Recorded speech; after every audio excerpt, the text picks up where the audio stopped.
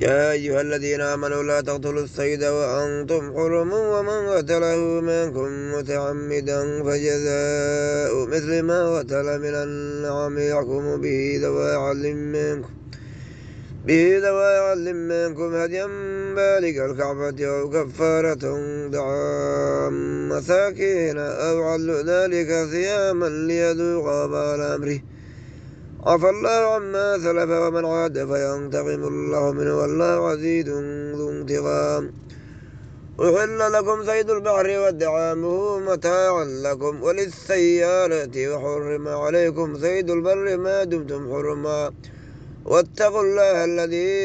إليه تحشرون جعل الله الكعبة البيت الحرام قياما للناس والشهر الحرام والهدي والغلائد ذلك لتعلموا أن الله يعلم ما في السماوات وما في الأرض وأن الله بكل شيء عليم اعلموا أن الله شديد العقاب وأن الله غفور رحيم ما على الرسول إلا البلاغ والله يعلم ما تبدون وما تكتمون قل لا يستوي الخبيث والطيب ولو أعجبك كثرة الخبيث فاتقوا الله يا أولي الألباب لعلكم تفلحون يا أيها الذين آمنوا لا تسألوا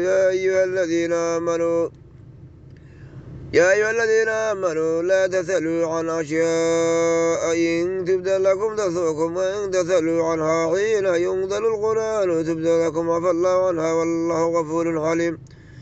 قد سألها قوم من قبلكم ثم أصبحوا بها كافرين ما جعل الله من بحيرة ولا سائبة ولا وسيلة ولا حام ولكن الذين كفروا يفترون على الله الكذب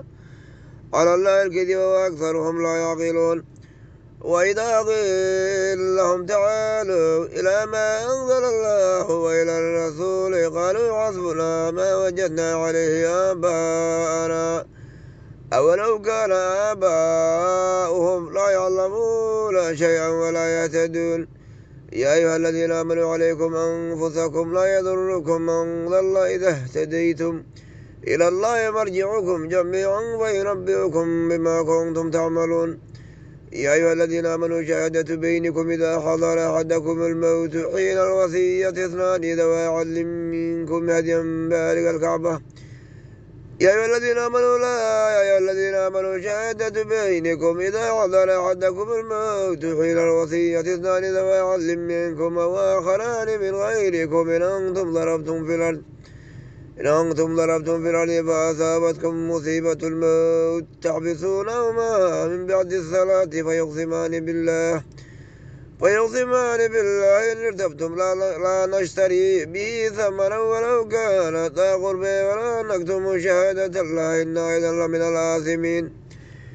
فإن عثر على أنهما استحقا إثما فآخران يقومان مقامهما من الذين استحق عليهم الأوليان فيقسمان بالله لشهادتنا حق من شهادتهما وما اعتدينا إنا إذا لمن الظالمين ذلك أن يأتوا بالشهادة على وجهها ويخافوا أن ترد أيمان بعد أيمانهم واتقوا الله واسمعوا والله لا يهدي القوم الفاسقين يوم يجمع الله الرسل فيقول ماذا أجبتم قالوا لا علم لنا إنك أنت علام الغيوب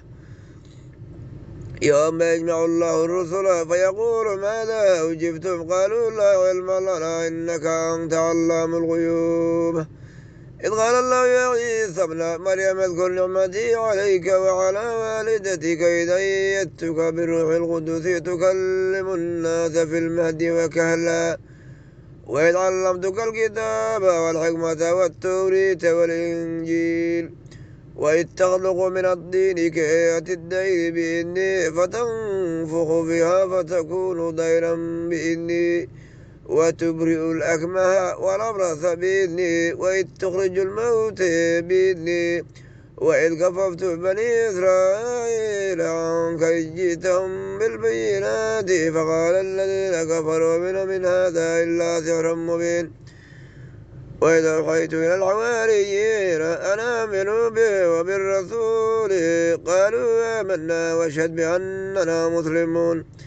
إذ قال الحواريون يا عيسى ابن مريم هل يستطيع ربك أن ينزل علينا مائدة من السماء قال اتقوا الله إن كنتم مؤمنين. قالوا نريد أن نأكل منها وتطمئن قلوبنا ونعلم أن قد صدقتنا ونكون عليها من الشاهدين.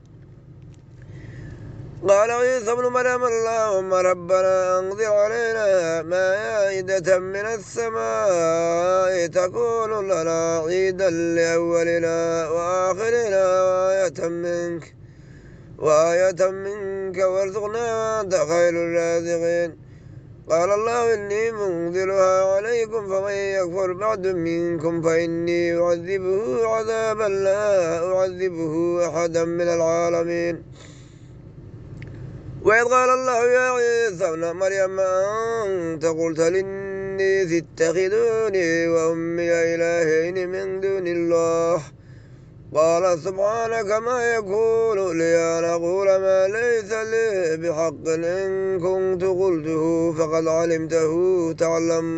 ما في نفسي ولا أعلم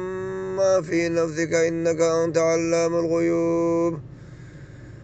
ما قلت لهم إلا ما أمرتني به أن اعبدوا الله ربي وربكم وكنت عليهم شهيدا ما دمت فيهم فلما توفيتني كنت أنت الرقيب عليهم وأنت على كل شيء شهيد. إن تعذبهم فإنهم عبادك وإن تغفر لهم فإنك أنت العزيز الحكيم. قال الله هذا يوم ينفع الصادقين صدقهم لهم جنات تجري من تحتها الأنهار خالدين فيها أبدا رضي الله عنهم ورضوا عن ذلك الفوز العظيم. لله ملك السماوات والأرض وما فيهن وهو على كل شيء قدير.